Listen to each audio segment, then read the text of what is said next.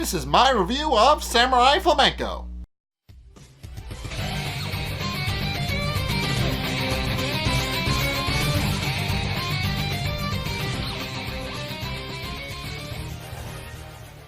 Okay then, so this episode gets very philosophical because the episode called Teaching Love, which is named Boy from the Past in the Crunchyroll website, but for reasons, and then Crunchyroll never bothered to fix it, but anyway, yeah.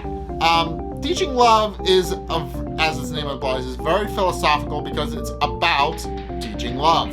So here's the thing.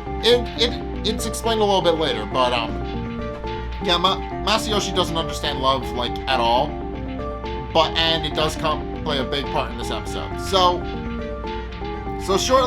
shortly after all the Flamengers and everybody else got attacked, and after contemplating on whether Haiji Sawada was actually real or not, he calls up the Triple M and lets them know what's up.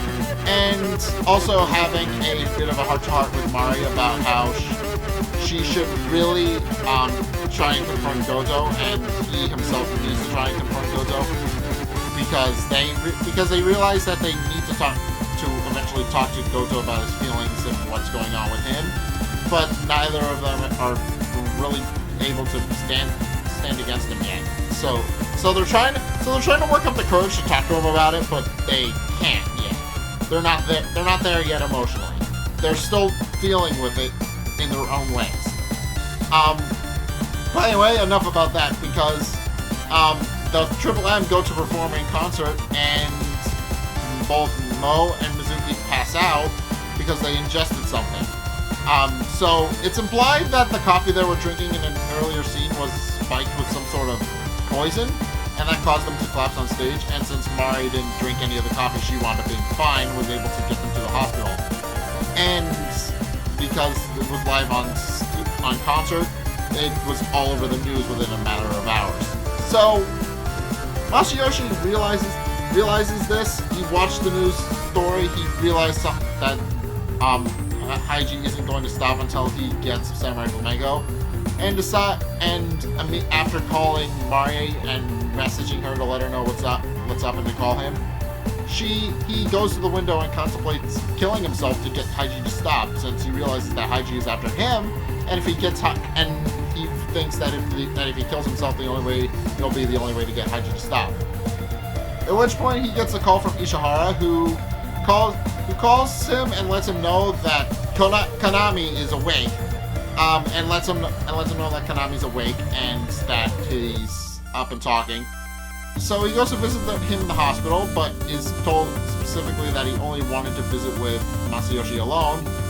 And Kaname reveals that he actually saw Haiji. Because he spent so long training himself as a stuntman, he's actually naturally attuned to lighter noises and quickly identifying faces. So Haiji most likely knew this and contacted him just before he got hit by the truck. In fact, just before he got hit by the truck, he called out to Kaname, and Kaname actually got hit because he looked to see who was calling after him, and that's when he saw Haiji. And then he got hit. So he points it out and points out that Masayoshi will have to face him alone because clearly there's nothing else the other Flamengers can do. He has to face him alone. He has no allies to turn to now because they're all hospitalized. Except for Mari and Maya. That's it. Everybody's been hospitalized except for Mari.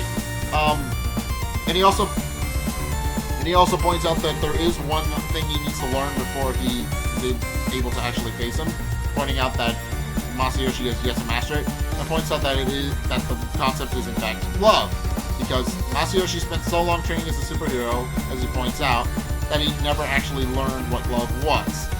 So he starts to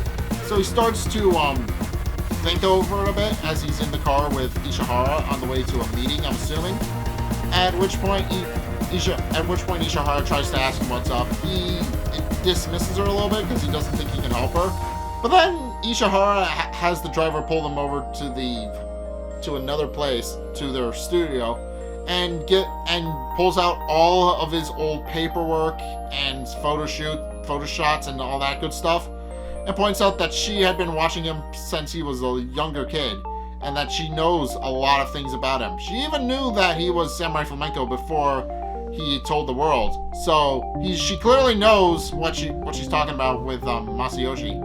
At which point Masayoshi realizes that she might be able to help him, and also the fact that she was able to hold on to that axe that she had from so long ago, and it was the only thing that survived the fire. He decides to finally open up to her and tells her what's going on. At which point she calls Kono and has him investigate Haiji Sawada and figure out what exactly is up with him. She points out that while she can't stand the man, she does respect his methods. And then hangs up after he lets her know when he'll find something. At which point Masayoshi asks Ishihara about the concept of love, and she doesn't really have a straight answer either, but points out that those who are unfamiliar with it turn into obsession. And after having that conversation, Masayoshi begins to realize that maybe Goto's obsessively texting his quote-unquote girlfriend was a form of love, and that he was trying to hold on to what little of her was left. And then he gets a call from Kono.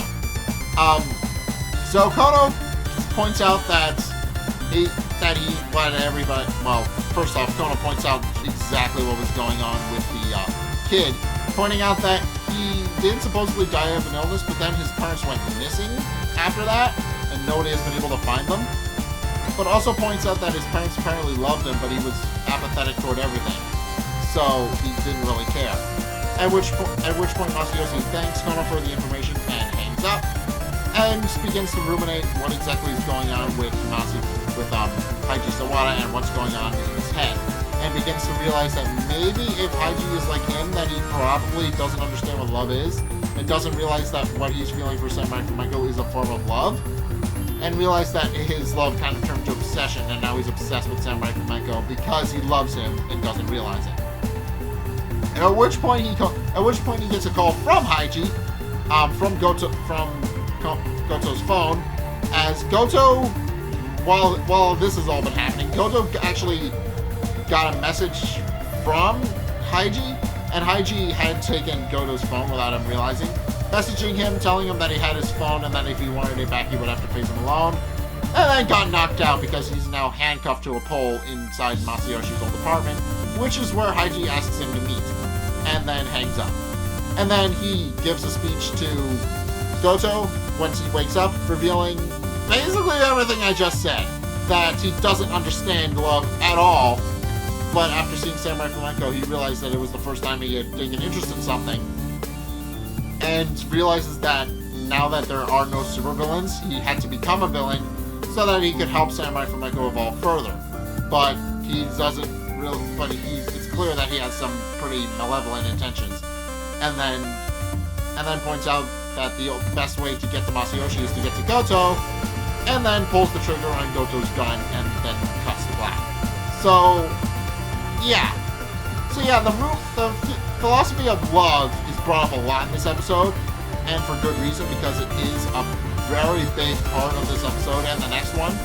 So it's clear that Masayoshi doesn't understand love because he spent so much time focusing on superheroes, he never had time to experience it himself, and doesn't really know what it feels like.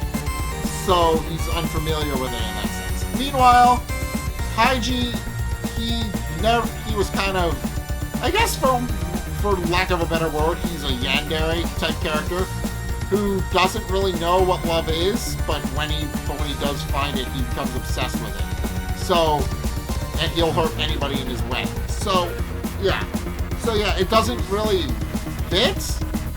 It doesn't really fit because he's a guy. It's usually, that your word is usually reserved for girls, but he is kind of a yandere character. He believed it was the first time he ever felt love for another human being, and he lashes out over it. So yeah, it's clear that Haiji does not really understand what love is, but because it's the only thing that made him feel something in his life, he decided to latch onto it and try and further it, and try to nurture it and make it grow. And he does that by targeting Samurai Flamenco's loved ones. So, yeah. It's a very interesting episode. It's very philosophical because it's about love, which nobody really understands, even in the real world. It's like, you can explain the scientific side behind it, like how it's pheromones and stuff like that in the brain, but you can't really explain the actual phenomenon itself. There's no science in the world that can explain that. But, yeah. It is a very interesting concept for the episode. I mean, it does also have the plot point about how now Masayoshi has to go face off against Haiji in his old apartment. But it is an interesting episode in that it takes the concept of love and tries to explain it best it can, because nobody's really sure what love is, and some of the characters even point that out. But yeah, this episode was mainly about that. It's a good episode. But it's clear that now Masayoshi has to figure out what love is and able to defeat Haiji, because it's his only chance of actually beating Haiji, because Haiji doesn't understand that he's in love with Masayoshi, and if Masayoshi can't figure it out, then Haiji's going to continue to hurt people. So yeah, that's the episode. What you guys think? Let's get a discussion going in the comment section down below, or over on my Discord server, link in the description. Anyway, thank you guys so much for watching. If you enjoyed, be sure to like, comment, and subscribe. Also, be sure to follow me on Facebook and on Twitter in the description below. And also, check out my Patreon in the description below as well. It's only $2 a month, and it really helps me out, so I would definitely appreciate it if you did that. But anyway, thank you guys so much for watching, and until next time, I will see you guys in the next video. Peace!